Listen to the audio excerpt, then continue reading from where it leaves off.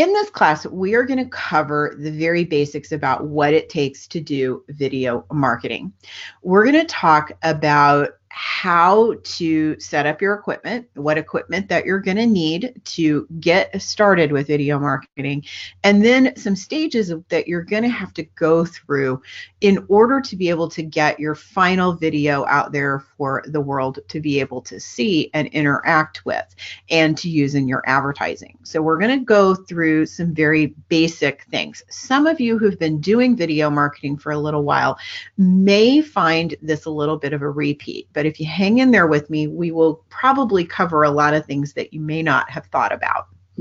All right, so my name is Kimberly Beer, and I have been marketing with video and using video for my clients since video became popular.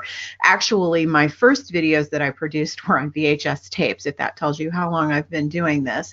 I was one of the early adopters of using YouTube for marketing and have always found it super successful for my clients. I love having YouTube as an option for them to use, and I will tell you that primarily when it comes to marketing and you really want to market video, YouTube is an excellent channel for you to be able to do that. Now, this slide has all my contact information on it, but if you want to reach me, the best way to do so is just to reply to one of the emails that you got reminding you to show up for this webinar. That'll come directly to you. So I am a solution provider with Constant Contact, and I know that there are many of you listening to this webinar that found out about it through Constant Contact's website. So Constant Contact, what does email marketing have to do with video marketing? Well, I can tell you it has to do with a lot with it. And it has to do with the very last stage, which is promoting your video. When you go to all the trouble to create a marketing video or a video that markets your business, you have to promote that video. Now, back in the day when I very first started this, we used to hand people VHS tapes to take home for marketing videos. Now you have to have a different delivery method. And you might think that, oh, well, I have a YouTube channel, or I used my video in an ad on social media. It doesn't always work as well as email marketing. So email and video make a beautiful marriage in being able to get your message out to a larger group of people. So I highly encourage you to have email marketing as one of your avenues for promoting your videos, and Constant Contact is a great way to do that. So that's the end of my commercial. So now let's dive into what you really need to know. In today's world, you can be the star in your own universe, and that there are perks to that stardom. And a lot of those perks come through for your business. So you can also create your business as the star of its own universe. And there are many perks to marketing. So when we're talking about video marketing, what exactly are we talking about? So in the most traditional terms, we're talking about commercials or infomercials. Now, commercials have changed. We don't watch commercials as consumers the same way that we used to watch them. We also don't watch infomercials the same way either. A lot of times it's shorter, it's on social media. There's different components that we have to take into play because of how people consume media these days. We do not have as much opportunity to reach people through video, even on like cable TV channels or through traditional methods, because let's face it, we have all gotten to be a culture that does not tolerate marketing and commercials very well. How many of you, I'm sure if we were in a live class, there'd a lot of hands go up, either stream what they watch for entertainment, or they use a DVR where they can fast forward through the commercials. So Kim has a point here. She's brought up, we market business to business where clients may not have access to YouTube. This is another reason why you would want to have email, because chances are they're going to have an opportunity to be able to open an email, Kim. So more about that in a moment. All right, so we have commercials and infomercials. We have product demos. How many of you have a product that takes a little bit for people to understand? One of the very first uses that I had for video marketing for a client was a lady who had a product that was relatively complex to use and expensive and had a very low cost alternative. Now, her product was much better. It solved a problem better. It was definitely worth the higher cost. But when it's sitting on a shelf next to a competitive product that is 1/3 the price, if the consumer doesn't understand the difference, then you have a problem because your product's not going to sell, right? So video was the very first thing that I went to with her business to explain how her product was different or better than the competitive product, which was less cost. Now, it's not a quick fix. In other words, it's not one of those things where you're going to publish a video and have a dramatic increase in sales the next day. It takes a little bit of time to get that done, but over a period of time, she saw increased sales, and some of those videos that I produced like in 2008, they've gotten 300,000 views on YouTube because she sent her customers to that YouTube channel and asked them to watch it, and they're still getting views today. I still see views coming through on those product demos. Customer service, education, vlogging, which is using a video as a way of blogging, care and use instructions. That's huge. That's building a better customer. It's helping them better utilize your product or service when you're not right there with them. So they have a more warm and fuzzy feeling about your business because you helped them do things better. Social media. So I'm sure, Carolyn, that's what you're talking about. You were talking about you posted some ads and some video marketing maybe on social media, and the marketing in that case maybe didn't work as well. So I have some ideas for you on that as well. But social media and video is another really perfect marriage. Now, Facebook, if you're using Facebook waffles around with their video. For a while, they wanted long form video. Now it's more short form video. So you kind of have to keep on top of what Facebook's trends are. But channels like LinkedIn now allow you to utilize video. Instagram uses video. Pinterest, everything has a video component, if not directly on the channel, then by utilizing links.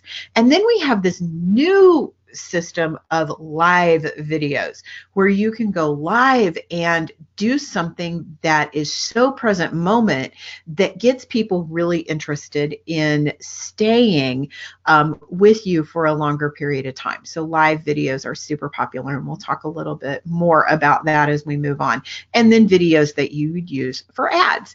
Anything that causes movement in a news feed of a social channel gets people to stop and pay attention. So it's important that you know how to create that. So what's out there for you to be able to do your video marketing on? So we've already talked about YouTube as being a really important channel. Vimeo is another important channel. And Kim, I would question whether or not in your B2B customers that may have YouTube as a blocked URL, that maybe Vimeo that they don't, because Vimeo tends to be a little bit different. Vimeo is a little more indie, whereas YouTube is a little more mainstream. And there are some reasons why you would want to pick one over the other in your video marketing.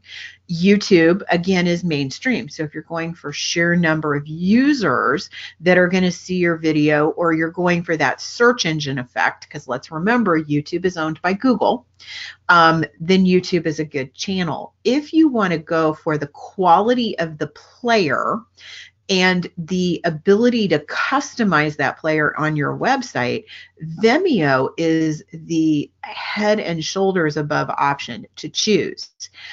There's also something called Wistia, and I may or may not be pronouncing that right. There's Blip. There's all kinds of video hosting channels out there that will host your content. And that's what the first three of these are places that host as well as promote depending upon the channel. So YouTube obviously being the one that does that the most. Animoto and Promo are two ways that you can utilize video clips and still images to be able to edit together or create a video, and then they also become hosting platforms, or you can send the video off to one of the other platforms on this list. So they kind of have a dual purpose. If you have not tried Animoto or Promo, and I use Animoto, then you need to write that down right now and go explore one or both of these as an option for creating your videos. And I'll talk more about that when we get into the creation piece as well. Facebook, Periscope is Twitter's live video. Instagram, any social channel, LinkedIn included now, which is a new thing for them. Your blog, podcasts, email marketing, all of those are available for you to use as channels for your videoing. Okay, now we've kind of talked about what video marketing is. Let's talk about what it takes to get this done. There's 4 components or stages to you creating your actual marketing video. The first piece is the actual creation piece. This is where you're going to film it. You're going to take a camera, you're going to maybe use a script, you're going to do everything that it takes to get all of the parts and pieces of the visual, the audio, together to be able to put into the next phase, which is the production phase. This is where we're going to edit all of those little parts and pieces that we created in the creation phase and make them into a cohesive video. Now, production for a marketing video is much more in-depth in some ways than creating an entertainment video, because we have to have some specific considerations for being able to create a marketing situation for our viewers. So there are some things that we're going to talk about in the production phase around that. Then there is the staging phase. Now, this is a phase that means you're going to publish digitally. Back when I did VHS videos and DVDs, the staging phase was actually getting the physical VHS tape or DVD printed. Now we don't have that anymore. I mean, unless you're doing something really out of norm and actually still producing a DVD or a Blu-ray for a player, the staging piece is going to come where you're going to put your video on YouTube or you're going to put your video on Vimeo, and whether or not that's the only place it goes will remain to be seen, but you still have to stage it there. You still have to have that component of uploading and putting the information on the specific channel that you use. And finally, we've got distribution and promotion. Now, you would think that by the time we've completed steps 1 through 3 here, that we wouldn't need to do a lot in this last one, but it's actually the most important one. People just will not see your video. So again, back when I had a physical product, I would hand it to someone. You have to do that handoff still, but you have to do it electronically. So let's break each of these down and talk about them. Oh, one more thing, live video is important. It is taking social by storm. Remember, these social media channels are really here to keep people on them as long as possible. So they want you to, as a marketer or as a business, to produce things that keep people tuned in. And I'm going to tell you, live video is a great way to do that. Why? Because it gets boosts from channels, because it keeps people on the channel. So it does keep like the Facebook users on, and it keeps Instagram users on. It lets people tune in and it lets them interact. So you might want to consider live video as part of your video marketing program. Now, live can go right along with the creation phase that we're going to talk about next. All right, in step one, the very basics that you're going to need to complete this are some type of a camera or smartphone. Now, I'm going to tell you that my iPhone, I think I'm on an iPhone 8, my iPhone 8 has a better video chip in it than my very first professional video camera, still camera.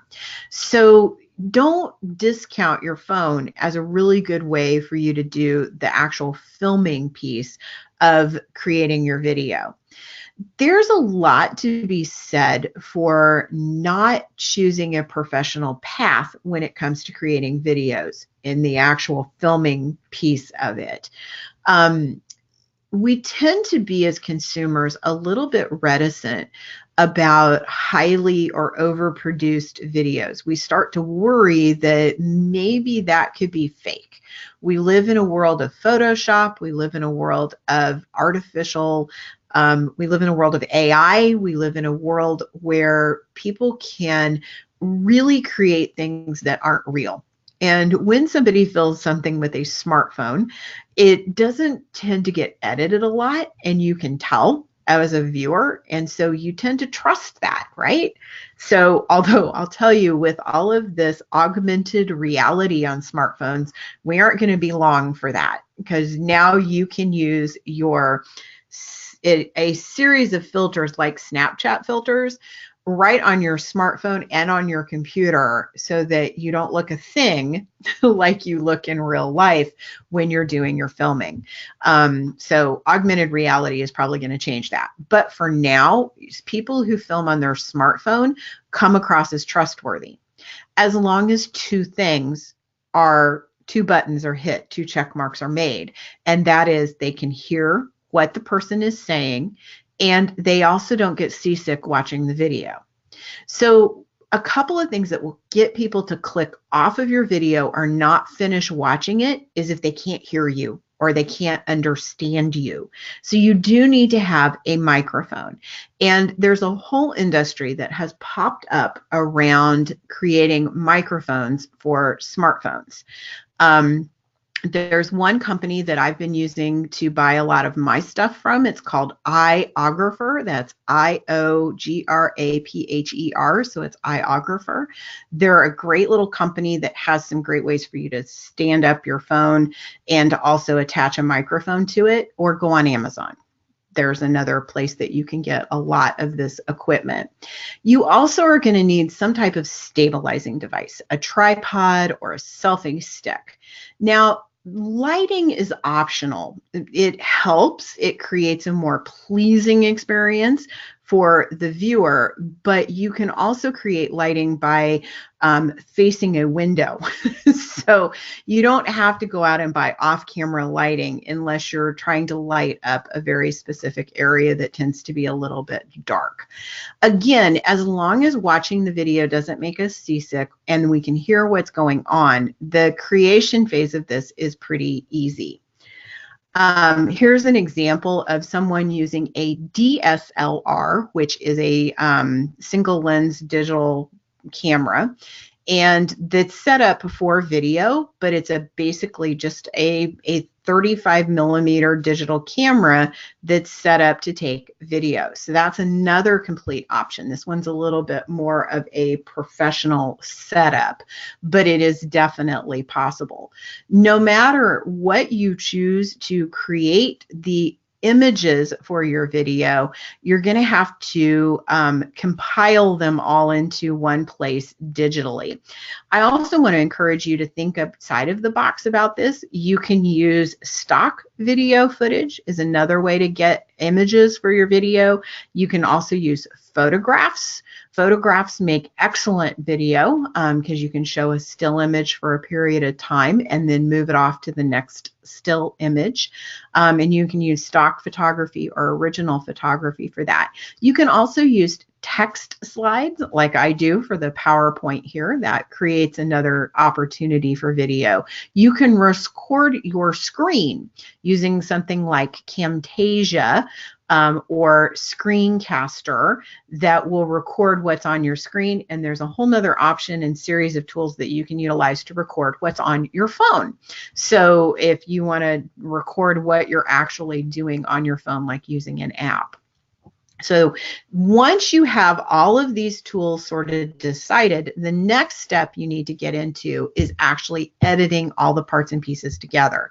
So you may have just straight video, one into the other, but you're going to probably have to clip off of the front end and the back end to make the little parts and pieces about you getting ready. Or maybe you did something goofy like I did at the very beginning of this, where I hit the wrong button and my screensaver came up. Chances are you're going to have to at least edit a little bit. For most people, editing is going to be even more than that. It's going to be where you take clips and piece them together, or you edit down to the very smallest elements of your video.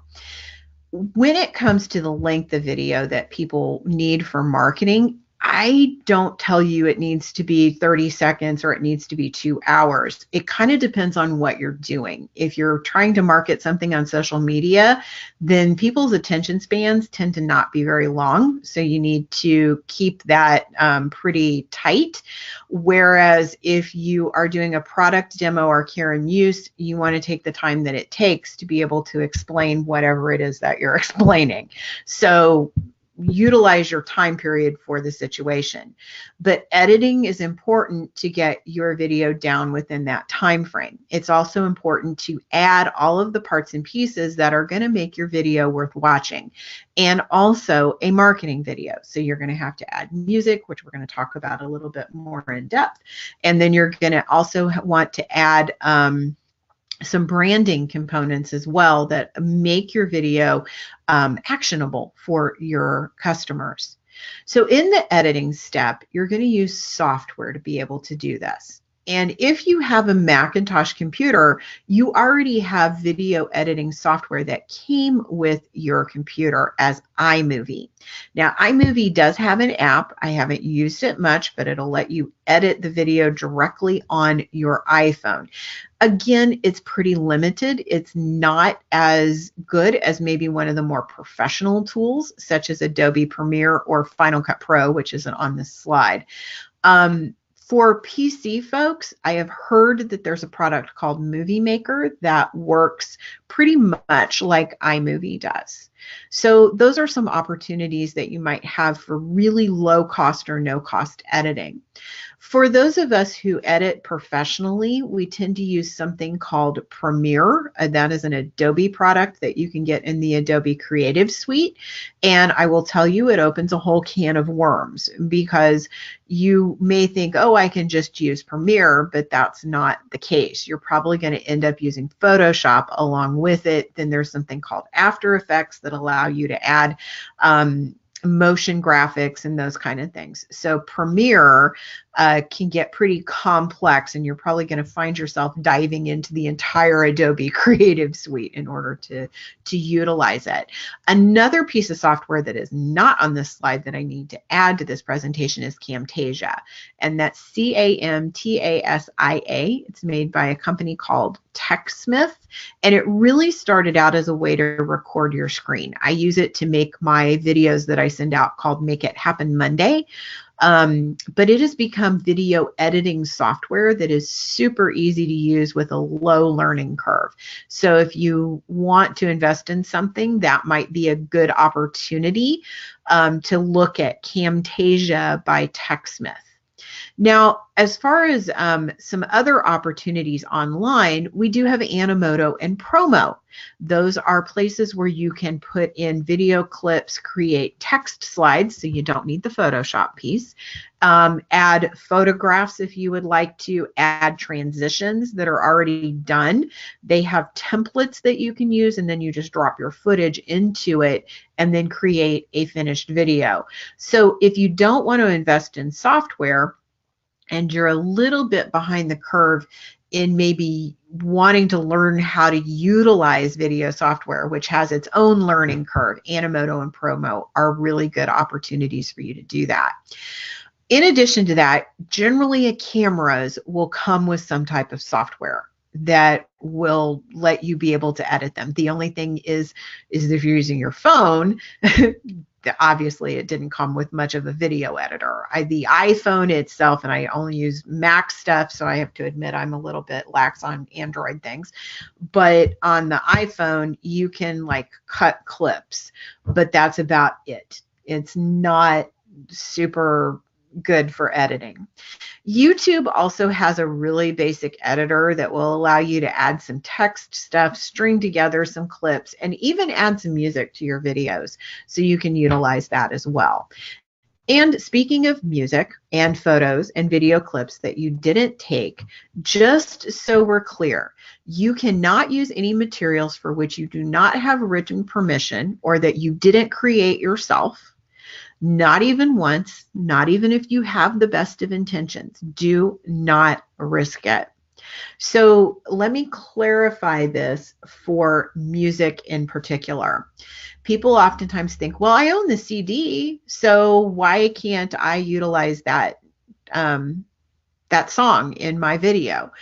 Well, because that song has licensing rights, and you're not just playing it for your personal use. You're playing it on, and in this case, a marketing video, which is even more deadly than just an entertainment situation.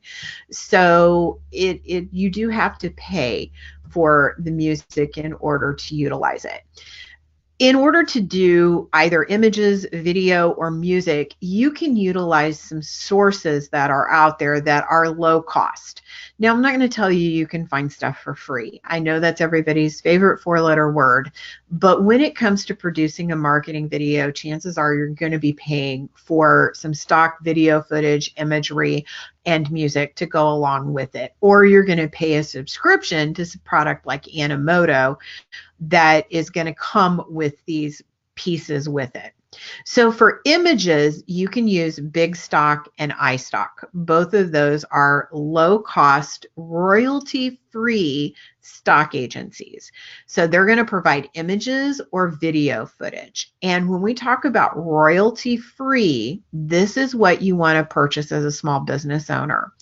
So royalty-free means that you can utilize that picture, video clip, or music in any project that you produce within the restrictions of that particular royalty-free license. Most of the time means that you can use it in just about anything. When it comes to images, the restrictions might be if you're reselling a product with that image on it, or that's based just on that image, like a calendar.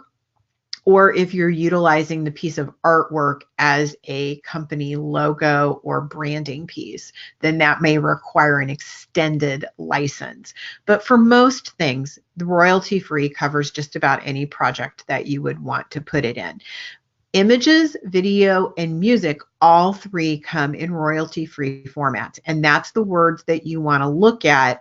Otherwise, you're going to have to manage your usage. So if you buy an image from Getty, let's say, you have to tell Getty what you're going to do with it. Are you going to use it on the cover of a magazine? Are you going to use it in a video? How long is that video going to be out? Where is it going to be published? And then they'll give you a price based on your answers. Royalty-free means that you buy it, you use it wherever you want.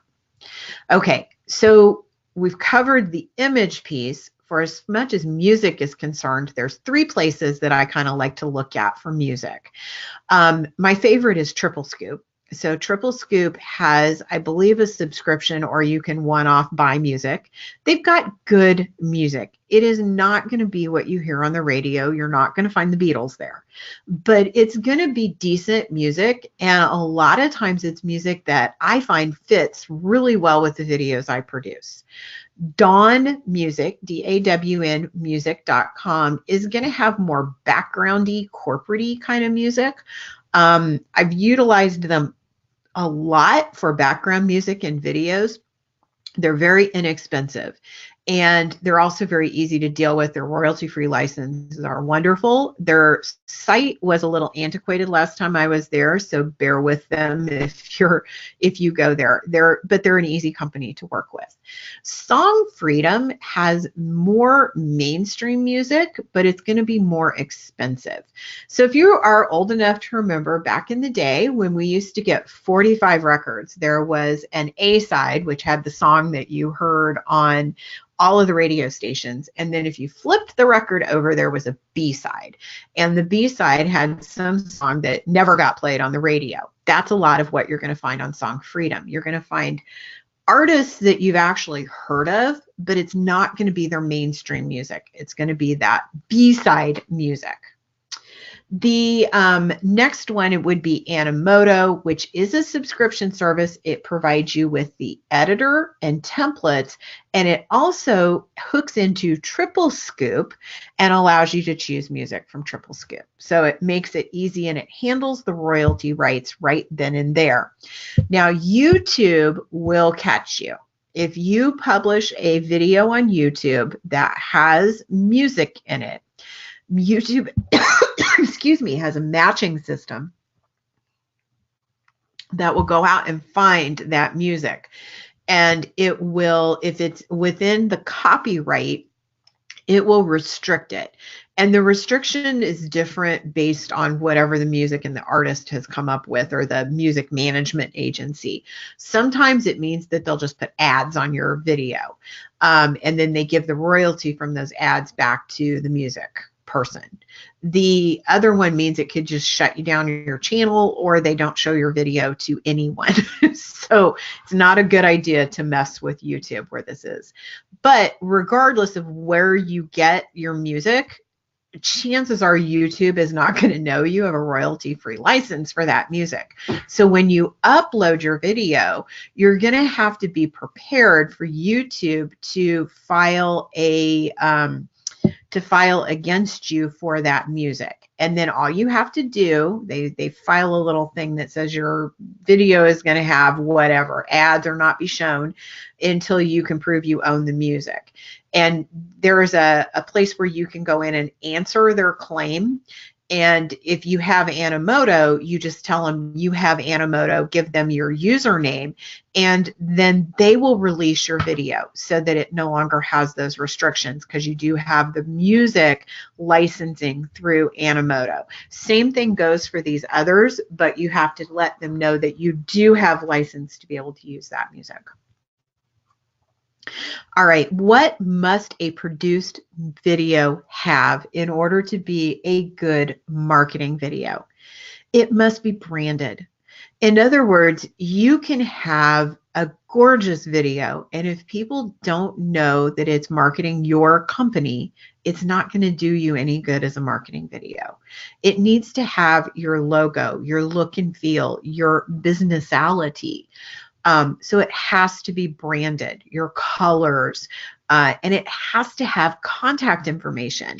I can't tell you how many marketing videos I see out there that have no way of getting hold of the person that the video is about. It doesn't even contain a website, let alone any more detailed contact information.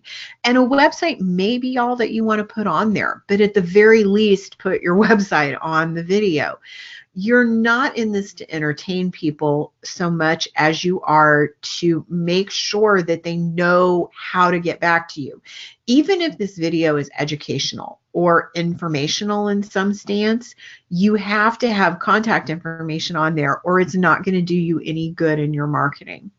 Again, a website works really well because even though you may change your phone number, you may move locations, a website will be evergreen. It tends to go with you. The final thing that, well, other than the caption piece, which we'll get to in a moment, the final piece of the puzzle for making a marketing video is the call to action. So people need you to tell them what is it that you want them to do. Now, the what is it that you want them to do may just be use the product that they've purchased. The what is it that you want them to do, maybe to go to your website and buy the product, but you need to let them know what the next step is. If they've watched to the end of the video, what do they need to do now? Videos that are played on social media are going to need captioning because the statistic is staggering. It's like over 75% of people who watch videos on Facebook watch the video with no sound.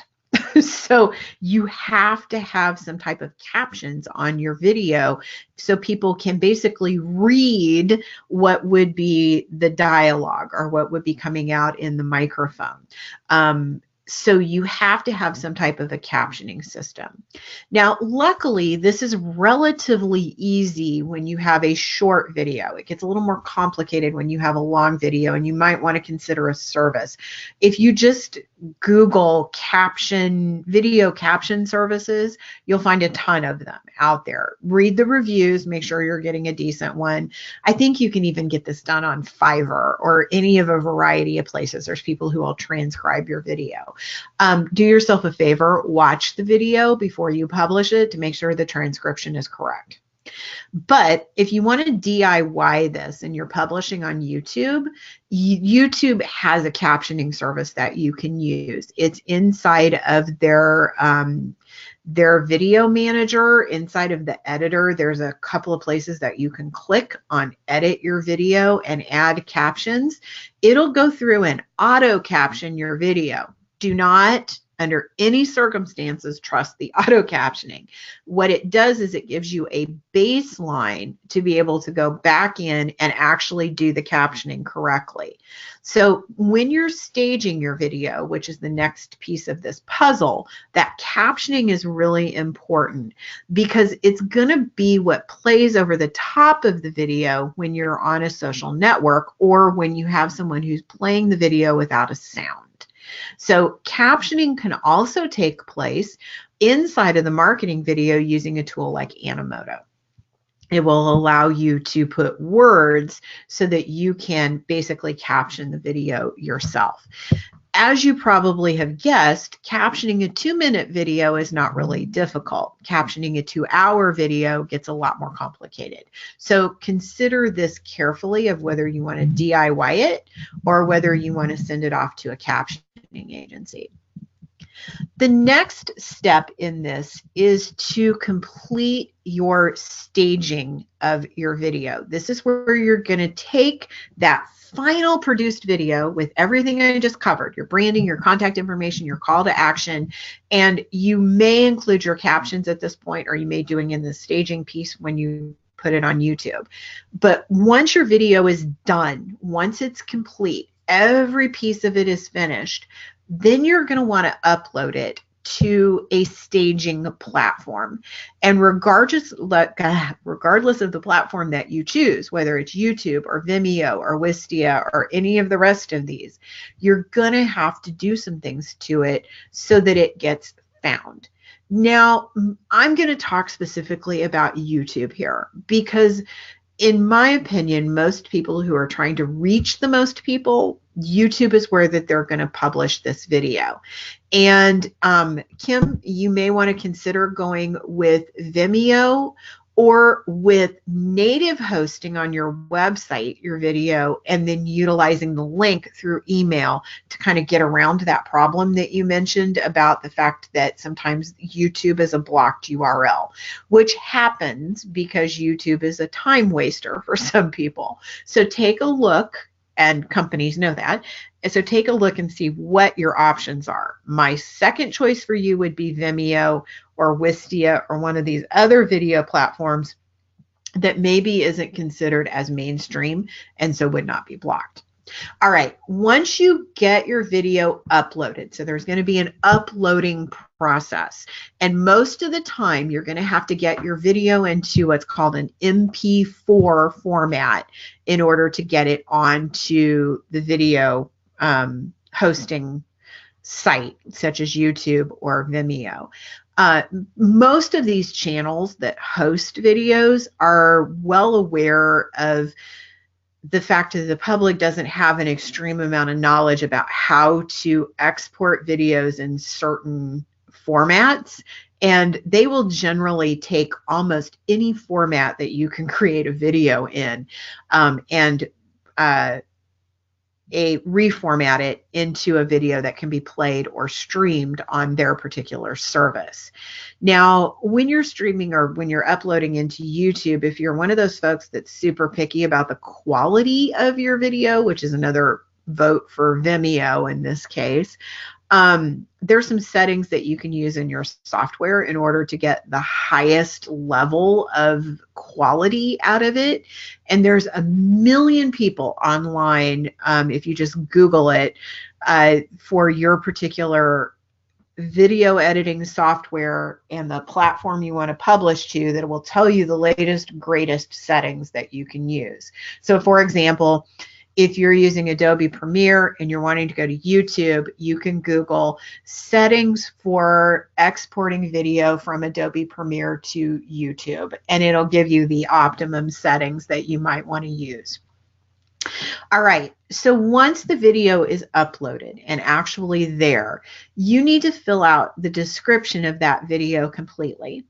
In YouTube, what it does is it just takes the file name of the video that you uploaded, which for some people, they never even change the name. It's something crazy like sequence9.mov, and it'll make that the title of your video.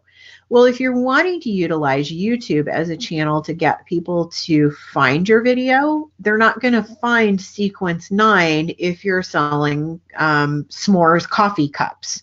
So you need to make sure you rename the video. Also, there will be a description area where you can add a description of what's in the video. Remember, this is SEO.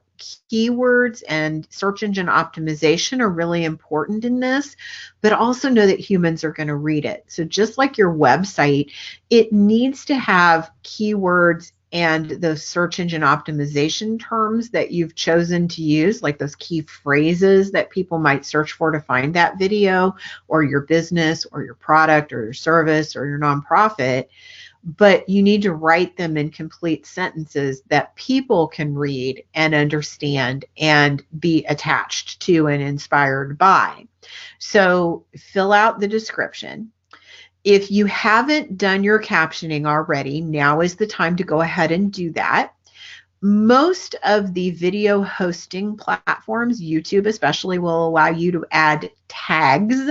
Tags are, think like hashtags. They're places, they're terms that YouTube will utilize to show your video in a search return that has to do with a certain type of an industry or subject matter. So add your tags in.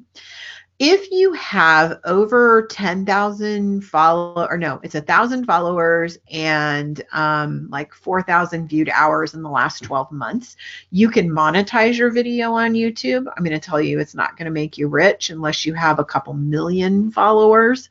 But if you want to monetize it, you can do that at this point as well if you meet the criteria for that and also want to do that. I always discourage my clients. Back in the day when YouTube had let anybody monetize a video, they've really restricted that now, but I've always discouraged my customers even back then, don't do it, because you make like $4 a year from it. And it's really not worth it. It turns people off because it shows commercials over the top of your video, right? So you don't want to necessarily do that. you want to publish it then to your YouTube channel. So there's 3 ways on YouTube. You can have an unlisted video, a private video, or a public video. If you don't make the video public, it won't appear on your channel. So you want to do that. You may also want to put it on your website, and you may also want to get it ready to go out to your audience via email. So Carolyn asked an important question here. She said, can you recap the difference between keywords and tags? So keywords, Carolyn, are what you're going to use in your description that the search engines can look at in the description and go, okay, this video is about. So if you were selling a widget that helps you cook with a cast iron skillet, you might want to put on the description the keywords cast iron skillet, helps cook, those kind of things that get people to understand this is about cooking and cast iron skillets. We might also want to add those as tags. The tags are kind of standalone little things at the bottom of the description where the keyword is written into the sentence, like watch this video to see how our blah, blah, blah widget helps you cook more effectively with a cast iron skillet. So we've got our keywords in that sentence, but it's in a sentence that's in a description. We might want to repeat cast iron skillet cooking and the name of the widget in separate tags so that it kind of doubly exposes that particular thing. So when someone is searching on Google or YouTube that says, I want to learn how to cook more effectively with a cast iron skillet, it looks at the video and says, oh, there's cast iron skillet and cook in the description. That's our keywords. And oh, wait, there's tags for cast iron skillet and cook. And so now let's match that up and send it back to the user. I hope that helps make sense with that. All right, now we're ready for the final step in all of this process, and that is the distribution piece. So we're closing in on the end of the webinar. So we've probably got about another maybe 3 to 5 minutes of content that I want to go over with you. So if you are listening live, if you're listening recorded, you're going to have to send me an email. But if you're listening live and you would like to ask a question about video marketing or about video equipment or video production, go ahead and type that into the question area so that we can address those as we end towards the end of the video here. So, and Carolyn, yes, I can chat, and I'll chat live with anyone who wants to chat with me about questions that they have about what I've covered so far. So now is the phase where you can't let this drop. You've done a ton of work if you've made it to this step 4, which is the distribution piece. This is where you have to get your video out to your tribe. This is where you've got to get out there and either reach new people or get people who have been following you the access to what you have just published. And it's also the place where a lot of people fail in their video marketing. They do all of this work, they get a video done, they even get it staged on whatever channel that it is and that they want to utilize. And maybe even they go to the point to sharing it on Facebook, but then it never goes much further than that. And all of this work that they did gets 50 views. So, and maybe those 50 views are on Facebook, which counts a view after 3 seconds. So they're really not even views, they're hesitations. So we really want to encourage you to utilize a lot of avenues to get your video out to the public. So social media is one of those ways. Now, when you're publishing on social media, please understand that there is an algorithm. And when we're talking about social media, I'm talking about YouTube as well in this instance. There's an algorithm that controls what people see on social media. And if your video is not getting people sitting there watching it, the algorithm will start to phase it out of people's timelines pretty quickly. So if you didn't get traction on social with your video, then you really need to think about how you could utilize non-social methods to get your video out there. Now, there are some ways that you can kind of load yourself a little bit better for social. And make sure that you keep your videos short, that you put captions on them for marketing videos on social. Live videos tend to need to run a little bit longer. Keep it short. Remember how people use whatever social channel that they're using, that you're marketing on. So some social channels such as Instagram even limit the time that your video can be. I mean, you can't watch a 4-hour video in your Instagram newsfeed. There's a limit to what can go in there. So look at the social channel that you're utilizing.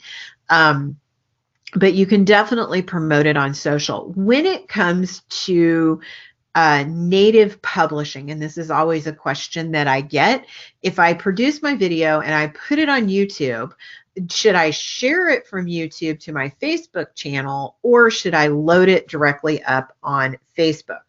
And I will tell you, the algorithm is going to prefer that you put it directly on Facebook. But what happens is then the YouTube algorithm doesn't see all the views that happen on Facebook, and they don't count. So it doesn't push your video. It doesn't help the algorithm on YouTube. So the answer to that question is dependent upon whether you want to grow your YouTube subscribership or your Facebook followership, and host it accordingly. And if you just want sheer numbers and don't care about either of those things, put it in both places so that you have it on both channels. Because the native hosting will always get more oomph in the algorithm than off-site hosting, which is why a service such as Vimeo has come up with a way to natively publish your Vimeo videos on both YouTube and Facebook, which is really, really cool.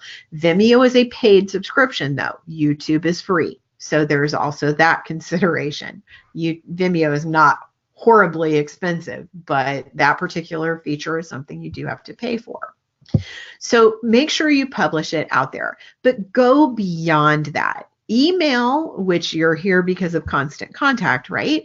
Email is one of the best ways to get your video in front of more people, to get people to take notice, to get people to get in tune with it. And people like to click on videos and emails. Now, the video does not play in the email. It opens up whatever channel it's hosted on. Most of the time, it's going to be YouTube. The auto population thing in Constant Contact requires that your video be on YouTube. That does not mean your video has to be on YouTube to be utilized in Constant Contact email. You can use an image and with a play button over the top of it, and then link the image to the video on Vimeo or Wistia or wherever it's hosted. So you can link out of there. And Kim, back to your problem, in that case, you might want to host it on your website, and then the video link goes back to your website. For those of you who are considering that option, by the way, you do need to be careful, because not every website host has unlimited bandwidth, and videos can chew up bandwidth fast. So check your hosting agreement before you self-host videos. Also, streaming is harder if you don't have the streaming software. Services like YouTube and Vimeo are set up to do that. All right, that was probably a question nobody wanted the answer to. In your email, make sure you tell people how long the video is and the benefit that they're going to get from watching it. So don't dive somebody directly from an email into a 2-hour educational video without telling them that's where they're going. Or you can conversely tell them how short the video is to hopefully get them more interested in watching it. Like, watch this quick 2-minute video on how to use our, ABC widget. Make sure you also use your videos in person. Tell people about them. Maybe even print up a business card. Business cards are cheap, guys. I mean, you can get business cards at, I don't even know what Vistaprint does, but I know my printer does 50 business card, 1,000 business cards for under $50, and that includes the shipping. So it's like super cheap advertising. Get a business card and print your YouTube channel on it, or print a direct link to a playlist. Like you could use Bitly to go directly to a playlist on YouTube and hand that business card out to people so that they have it out there and can go back to their computer and take a look. Sorry, some people are saying that they've lost sound, so I hope everybody's still here. Anywhere and everywhere that you can, promote your video, and definitely do it in your email as well. So what's next? Get out there and just produce a video. Don't worry about having professional equipment. You'll figure this out as you go along. The best way to learn how to produce a video is to just dive in there and do it. And I will now go back and get some answers here.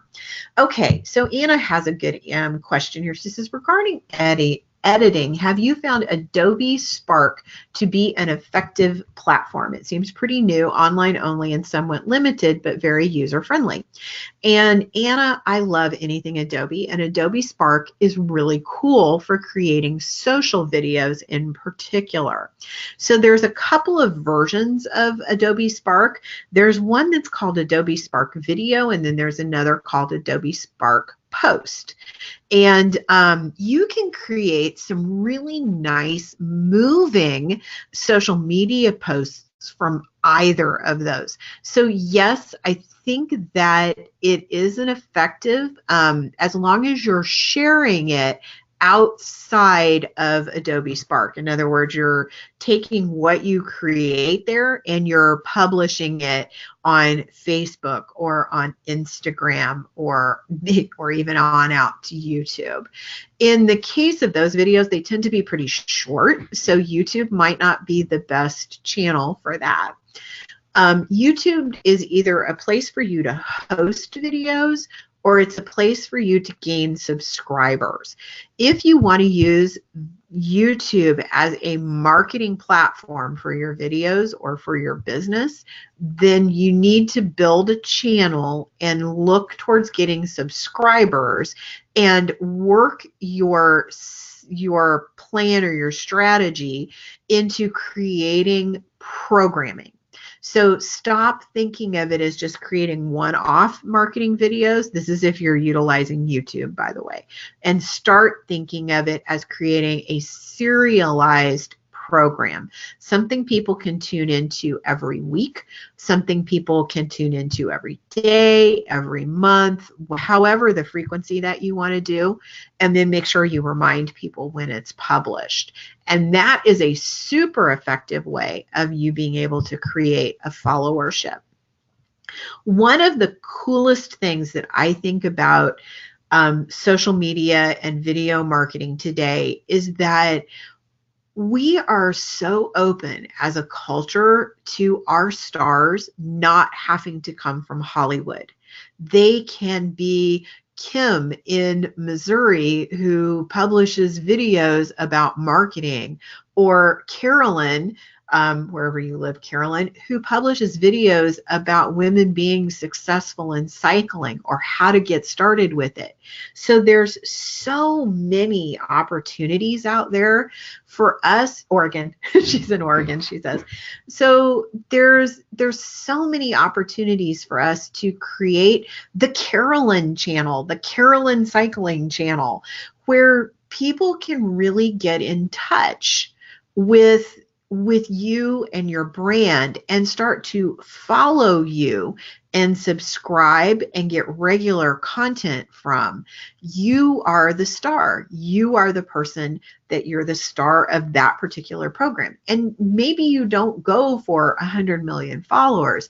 Maybe 100 people that are showing up for your classes on a regular basis is all you really need. So you don't have to be a star of a huge universe. You just got to be a star of your own little micro universe. And then this is where we have that opportunity. And I will tell you, if you are skewing your marketing towards a younger audience, they're used to this now. This is how they communicate. Now, I'm the Generation X, I believe is what our generation is. So we're the generation after the baby boomers. Baby boomers and Generation Xers, we're a little harder because we don't see our technology as quite the same entertainment source as people younger than us do. So do look at it generationally, but I'm going to tell you, if you're reaching a younger audience, this is a group that really thrives on believing that the kid next door is just as important of a leader as someone, who is a megastar. So we have a unique opportunity at this moment in time. And video is an amazing way to communicate with people because it moves. And so many people, that's what it takes us these days to be able to stop and pay attention as consumers.